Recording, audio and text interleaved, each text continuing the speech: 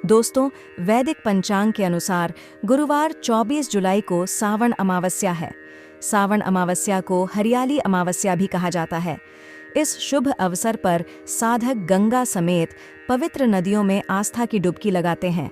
इसके बाद देवों के देव महादेव का जलाभिषेक एवं पूजा करते हैं। बड़ी संख्या में साधक गंगा नदी के तट पर शिव नाम का जप और तप करते हैं।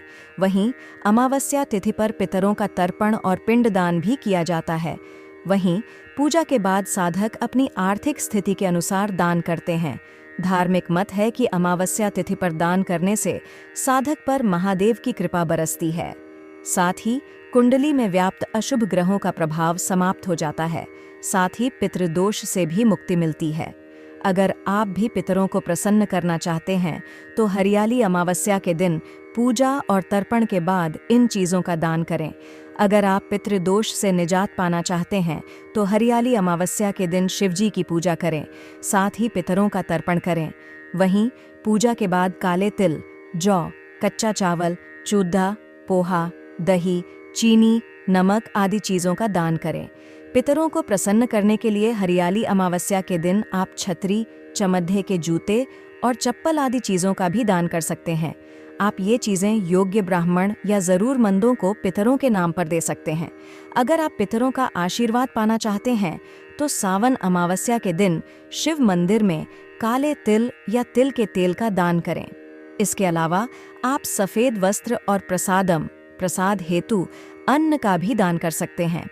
कुंडली में अशुभ ग्रहों के प्रभाव को समाप्त करने के लिए हरियाली अमावस्या के दिन छाता, जूते, चप्पल, साबुत उड़द, कंबल और वस्त्र आदि चीज़ों का दान कर सकते हैं।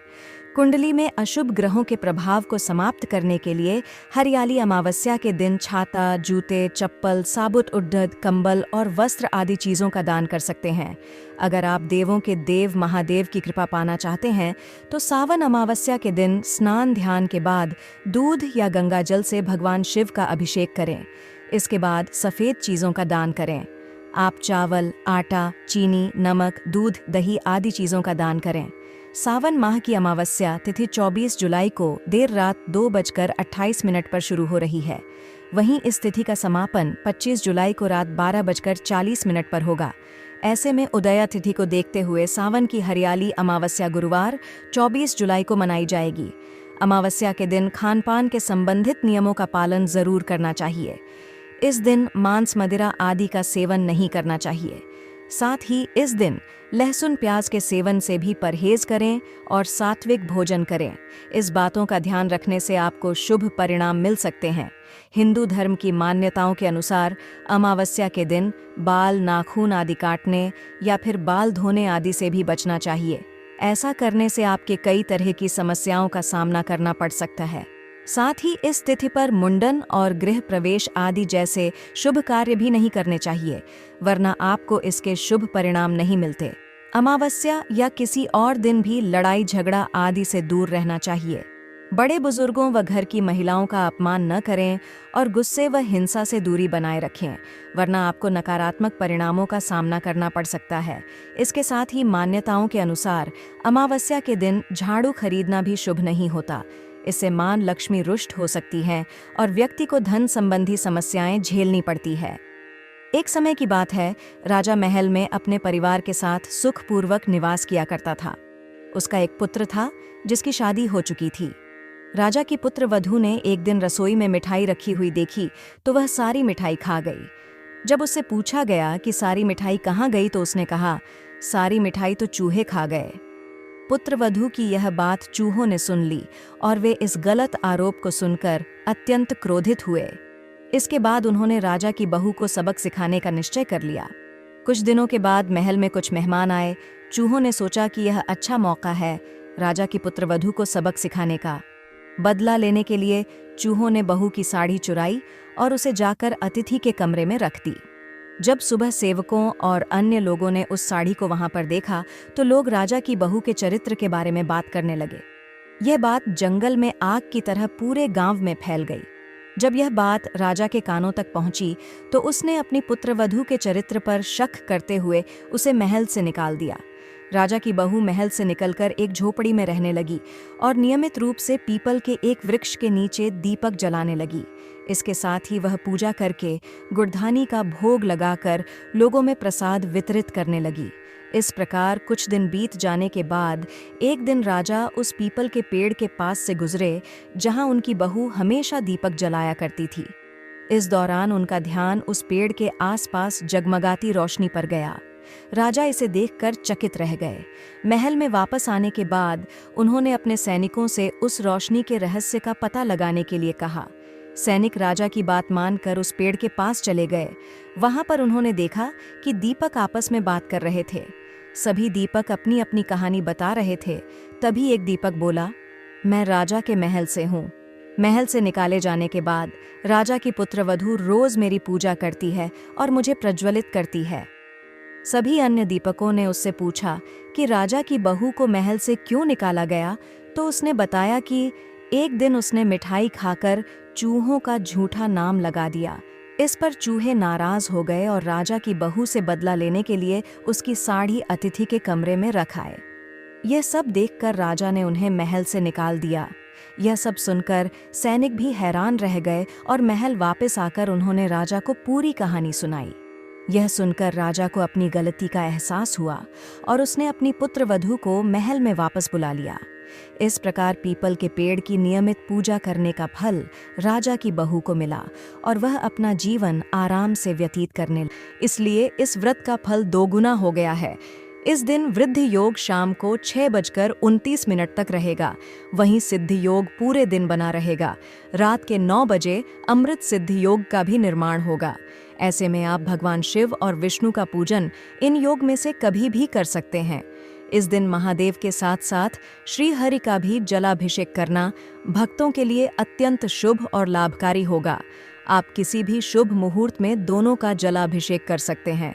इस दिन दोनों देवों की आराधना का खास दिन है, लेकिन एक चीज़ का खास ध्यान रखें कि भगवान विष्णु को इस दिन तुलसी ज़रूर अर्पित करें, लेकिन भूल से भी भगवान शिव को तुलसी अर्पित ना करें। इस अभिषेक के जल को तुलसी में भी ना चढ़ाएं। आप साथ में पूजन और जलाभिषेक कर सकते हैं, लेकिन इस बात का आपको ध्यान रखना होगा। कामिका एकादशी व्रत विष्णु भक्तों के लिए अत्यंत फलदायी होता है। मान्यता के अनुसार इस व्रत को करने से समस्त पाप नष्ट होते हैं और मोक्ष की प्राप्ति होती है। जानते हैं इस दिन 12 राशियों के लिए किए जाने वाले उपाय, जिनको करने से पापों से मुक्ति प्राप्त हो सकती है। मेष राशि वाले कामिका एकादशी के दिन मसूर की दाल, तांबे के बर्तन, लाल वस्त्र का दान करें। वृषभ राशि वाले इस दिन दूध, दही, सफेद वस्त्र, मिश्री का दान करें। ऐसा करने से पारिवारिक सुख और मानसिक शांति प्राप्त होती है। मिथुन राशि वाले इस दिन हरे वस्त्र, मूंग दाल, पंखा का दान करें। ऐसा करने से व्यापार में सफलता मिलती है। कर्क राशि वाले कामिका एकादशी के दिन चावल, चांदी, सफेद वस्त्र का दान करें। ऐसा करने से मानसिक संतुलन, घर में सुख शांति आती है।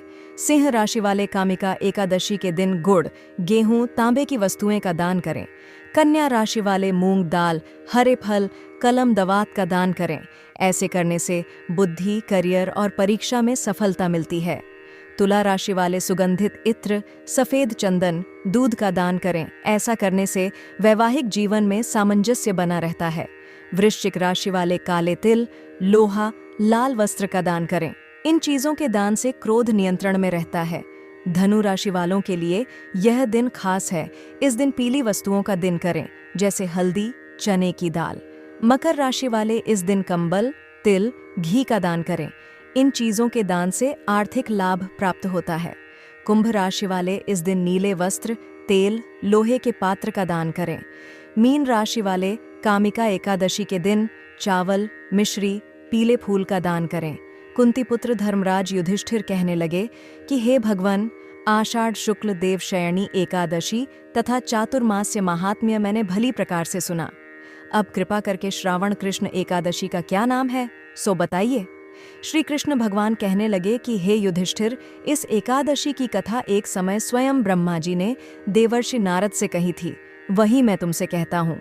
नारद जी ने ब्रह्मा जी से पूछा था कि हे पितामह, श्रावण मास के कृष्ण पक्ष की एकादशी की कथा सुनने की मेरी इच्छा है, उसका क्या नाम है।